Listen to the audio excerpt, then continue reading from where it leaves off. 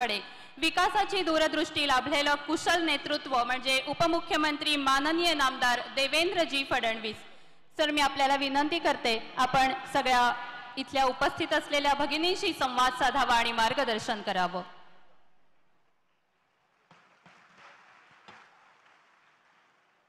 हिंदवी स्वराज्याचे सरसंस्थापक छत्रपती शिवरायांना मानाचा मुजरा करतो. भारतीय राज्यघटनेचे शिल्पकार भारतरत्न डॉक्टर बाबासाहेब आंबेडकर यांना मानवंदना अर्पित करतो. खऱ्या अर्थानं ज्यांनी स्वराज्याकरता शिवरायांना घडवलं त्या आई जिजाऊंच्या चरणी नतमस्तक होतो. आणि आज ज्यांची पुण्यतिथी आहे त्या राजमाता राष्ट्रमाता अहिल्यादेवी होळकर यांच्याही चरणी नतमस्तक होतो. खरं म्हणजे जळगावला आल्यानंतर आई मुक्ताई आणि बहिणाबाई यांचा देखील आपल्याला उल्लेख केलाच पाहिजे. त्यांनाही वंदन करतो. आणि खऱ्या अर्थानं आमच्या माता भगिनींना ज्यांनी शिक्षण दिलं आणि वंचित शिक्षणापासून ज्या होत्या त्यांना शिक्षणापर्यंत पोचवलं त्या सावित्रीबाई फुले यांनाही वंदना अर्पित करतो. आज मंचावर उपस्थित असलेले महाराष्ट्राचे लाडके मुख्यमंत्री माननीय एकनाथराव शिंदेजी, धडाडीचे उपमुख्यमंत्री अजितदादा पवारजी, या ठिकाणी मंचावर उपस्थित आपल्या जिल्ह्याचे पालकमंत्री गुलाबराव पाटीलजी, ग्रामविकास मंत्री आणि जिल्ह्याचे सुपुत्र गिरीश भाऊ महाजनजी, केंद्रीय मंत्री रक्षाताई खडसे, आपले दुसरे मंत्री अनिल पाटीलजी, स्मिताताई वाघ, चिमणराव पाटील, संजयजी सावकारे, सुरेश मामा भोळे, किशोरजी पाटील, लताताई सोनवणे, मंगेशजी चव्हाण, चंद्रकांत पाटील, त्याचप्रमाणे आयुष प्रसाद, अमोल जावळे, मंचावरील सर्व मान्यवर आणि या ठिकाणी उपस्थित माझ्या सर्व माता भगिनी आणि बंधूंनो. खरं म्हणजे बंधू कमी आहेत, आज चांगला आहे. नेहमी बंधूच जास्ती असतात, पण आज लाडक्या बहिणी या ठिकाणी आहे. सर्व लाडक्या बहिणींना माझा नमस्कार. खरं म्हणजे आज अतिशय आनंदाची गोष्ट आहे की लाडक्या बहिणींना भेटण्याकरता माननीय मुख्यमंत्र्यांच्या नेतृत्वामध्ये आम्ही आमचा दौरा सुरू केला. आणि सर्वात पहिल्यांदा जळगाव जिल्ह्यापासून याची सुरुवात केली. कारण जळगाव जिल्हा हा खऱ्या अर्थानं आई मुक्ताई आणि बहिणाबाईचा जिल्हा आहे, ज्यांनी केवळ महिलांनाच नाही तर संपूर्ण समाजाला दिशा देण्याचं काम केलं. आणि म्हणूनच आज या ठिकाणी या लाडक्या बहीण योजनेची एक प्रकारे सुरुवात आपण करतो आहोत. भगिनींनो, माननीय मुख्यमंत्री एकनाथराव शिंदेजींच्या नेतृत्वात आपल्या सरकारने निर्णय केला की आमच्या राज्यामध्ये ज्या आमच्या माता भगिनी आहे, जी आमची महिला शक्ती आहे, या महिला शक्तीचा विकास झाला पाहिजे. देशाचे प्रधानमंत्री माननीय मोदीजी सांगतात, देश विकसित करायचा असेल तर ज्या देशामध्ये महिला या सक्षम होतात तोच देश विकसित होऊ शकतो.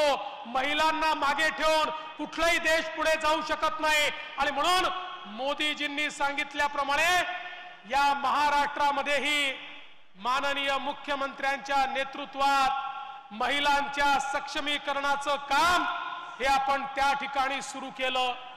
आज आपण पाहतोय मोदीजींच्या नेतृत्वात 25 कोटी लोकांना गरिबीच्या बाहेर आणण्याचं काम झालं. आज या ठिकाणी आमच्या बचत गटाच्या माध्यमातून मोदीजींनी लखपती दीदींचा कार्यक्रम आखला.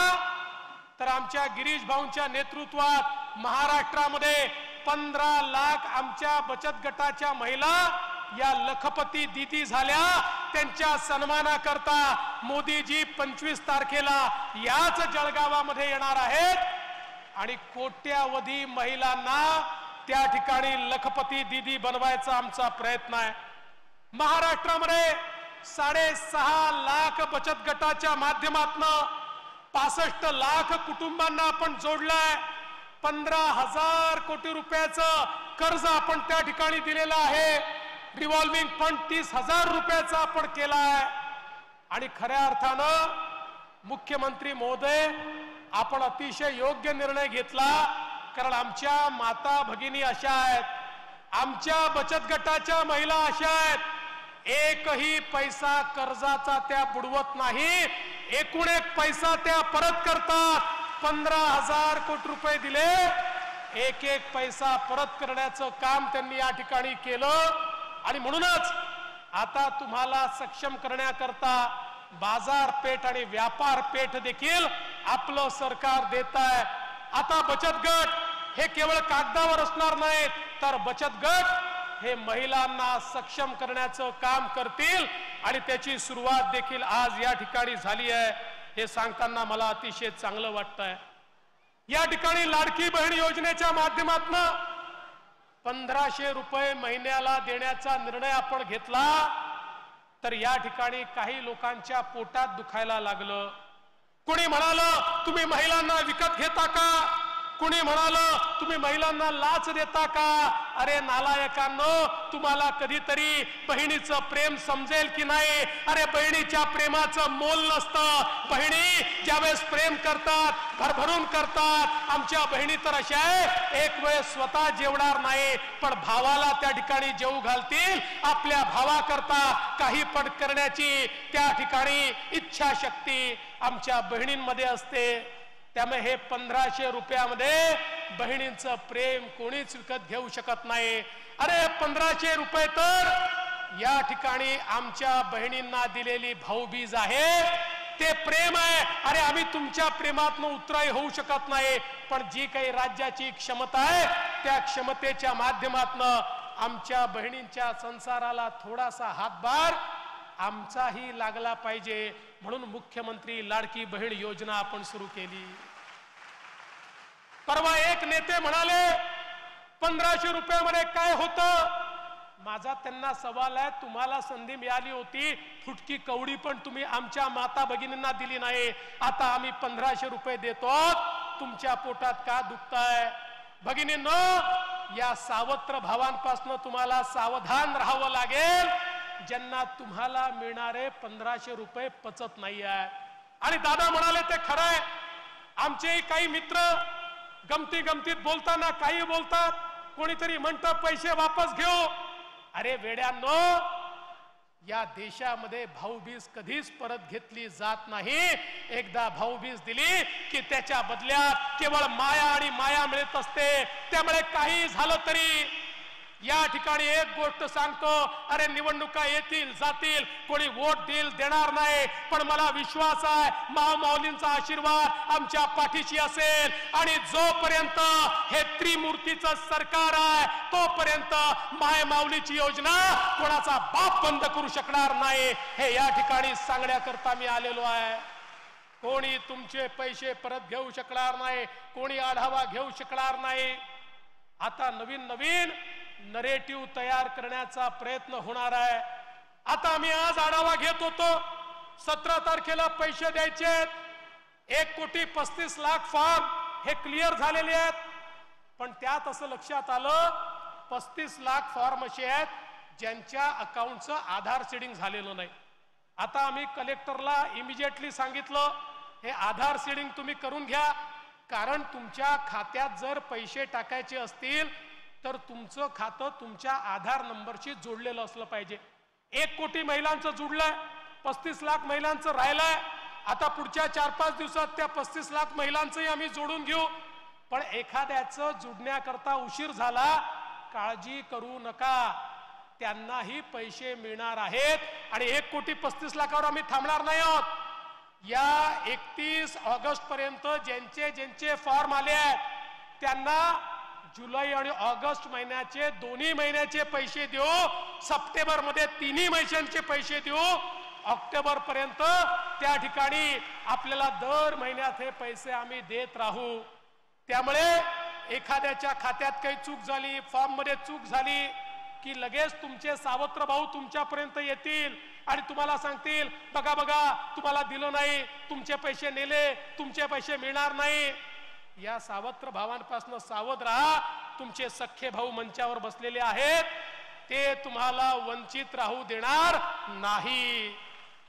आज आपल्या मुख्यमंत्र्यांच्या नेतृत्वात 3 सिलेंडर देण्याची योजना आपण केली. मुख्यमंत्र्यांच्या नेतृत्वात एसटी मध्ये मोफत प्रवासाची योजना केली. एसटी मध्ये मोफत प्रवासाची योजना केल्याचा फायदा काय झाला माहितीये? आमच्या सगळ्या महिला एसटीत इतक्या मोठ्या प्रमाणात प्रवास करायला लागल्या. आमची तोट्यात असलेली एसटी ही आता फायद्यात यायला लागली, कारण महिलांनी ठरवलं आणि एसटीला फायद्यामध्ये त्या ठिकाणी आणलं. आणि आता तर आमच्या माता भगिनी घरच्या नवऱ्याला सांगतात, तुम्ही जिल्ह्याला गेले तर डबल खर्च आहे, मी गेली तर अर्धाच खर्च आहे, तुम्ही घरी बसा, मी जाऊन काम करून येते. आणि त्या ठिकाणी जिल्ह्याला जाऊन काम करून येतात. पण आता एक लक्षात ठेवा, नवरे हुशार आहेत. तुम्हाला लाडक्या बहिणीचे पैसे मिळाल्याबरोबर सांगतील तू लग्नाला जा, एसटी मध्ये तुला अर्धा खर्च येतो आणि लग्नाचा अहेरही तू तुझ्या लाडक्या बहिणीच्या पैशातनं करून ये, असंही नवरे तुम्हाला सांगतील. त्यामुळे याच्यापासून सावध राहा. मला एक गोष्ट माहिती आहे, महिलांच्या हाती पैसे पडले तर त्या पैशाचा नीट उपयोग करतात, मुलांकरता करतात, संसाराकरता करतात, पुढची बचत कशी करता येईल करतात. माणसांच्या हाती पडले की ते कुठे जातील सांगता येत नाही, कुठल्या व्यसनात खर्च होतील हे सांगता येत नाही. आणि म्हणूनच महिलांनाच सक्षम करण्याचा निर्णय या ठिकाणी आम्ही घेतला. आणि त्या माध्यमातून खरं म्हणजे एक गोष्ट सांगितली पाहिजे की रोज हे जे नवीन नवीन या ठिकाणी खोटं सांगतात, या खोटं सांगणाऱ्या महाविकास आघाडीच्या नेत्यांना मी बहिणाबाईंच्या शब्दातच सांगू इच्छितो, इमानाले इसरला त्याले नेक म्हणू नये, जलमदात्याले भोवला त्याले लेख म्हणू नये, ज्याच्यामध्ये नाही भाव त्याले भक्ती म्हणू नये, आणि ज्याच्यामध्ये नाही चेव त्याले शक्ती म्हणू नये. अशा प्रकारे यांच्याबद्दल आमच्या बहिणाबाईंनीच त्या ठिकाणी लिहून ठेवलेलं आहे. आणि म्हणून खऱ्या अर्थानं मी तुम्हाला एवढंच सांगतो, आता काही लोक खोटं बोलून बोलून त्या ठिकाणी निवडणुका जिंकण्याचा प्रयत्न करतात. पहिल्यांदा संविधानाचा नरेटिव्ह तयार केला, म्हणाले आरक्षण रद्द करणार आहेत. आता सगळ्यांना समजलं आरक्षण रद्द होऊ शकत नाही, सुप्रीम कोर्टाने सांगितलेलं आहे. खऱ्या अर्थानं ज्यावेळी भारतरत्न डॉक्टर बाबासाहेब आंबेडकरांनी दिलेल्या आरक्षणाची सीमा त्या ठिकाणी संपली होती, त्यावेळेस ती सीमा वाढवण्याचं काम जर कोणी केलं असेल तर ते अटल बिहारी वाजपेयीजींनी त्या काळामध्ये केलं होतं. आणि त्यामुळे या ठिकाणी चंद्र आणि सूर्य जोपर्यंत आहे तोपर्यंत आरक्षण संपू शकत नाही माहिती असताना देखील खोटं बोल पण रेटून बोल असं करतात. निवडणुका आल्या की यांचे खोटे सगळं सुरू होतात. मग यांनी हिमाचल प्रदेशला घोषणा केली होती निवडणुकीच्या आधी, अशाच प्रकारची बहिणींना मदत करायची, केवळ 5 लाख बहिणींना मदत केली. कर्नाटकला घोषणा केली बहिणींना मदत करायची, एप्रिल पासून ते पैसे देखील त्यांनी दिले नाही. तेलंगणाला देखील त्यांनी घोषणा केली होती, 1 पैसा बहिणींना दिला नाही. पण बंधू भगिनींनो, हे तुमचं सरकार आहे, हे तुमचे भाऊ आहेत. ऍडव्हान्स मध्ये पैसे देऊन या योजनेची सुरुवात आम्ही करतोय. 17 तारखेपासून सगळ्यांच्या खात्यामध्ये त्या ठिकाणी खऱ्या अर्थानं हे पैसे पोचणार आहेत. आणि म्हणून मी आज तुम्हाला एवढंच सांगण्याकरता आलो आहे, आपल्या महिलांकरता ज्या सगळ्या योजना आहेत त्या आपले मुख्यमंत्री सांगतील. आमच्या मुलींकरता मुख्यमंत्री महोदयांनी मोफत शिक्षणाची व्यवस्था केलेली आहे. या सगळ्या गोष्टींचा फायदा घ्या. आज आपल्या कुटुंबाकरता या वेगवेगळ्या योजनांचा तुम्ही फायदा घ्या. आणि मला विश्वास आहे येत्या काळामध्ये महिला सक्षम झाल्यानंतर देशामध्ये माझ्या महाराष्ट्राला कोणीच थांबवू शकणार नाही. कारण या महाराष्ट्रामध्ये एक आई जिजाऊ ज्यावेळेस तयार होते त्यावेळेस ती आई जिजाऊ छत्रपती शिवराय तयार करते. आणि म्हणून या असंख्य आई जिजाऊंच्या लेकींना, या सावित्रीच्या लेकींना सक्षम करण्याचं काम आपण या निमित्ताने करतोय. मी केवळ आपला जास्त वेळ घेणार नाही, पण मुख्यमंत्री महोदय आले आहेत आणि अनेकांना भाषण करता आलं नाही. या ठिकाणी आमच्या गिरीश भाऊंना भाषण करता आलं नाही, अनेक आमदारांना करता आलं नाही, त्यामुळे त्यांनी काही मागण्या माझ्यापर्यंत आणलेल्या आहेत. त्यामुळे मुख्यमंत्री महोदयांना मी विनंती करतो, आमच्या राजू मामांनी देखील विनंती केली आहे, आपण जळगावमध्ये आलोत.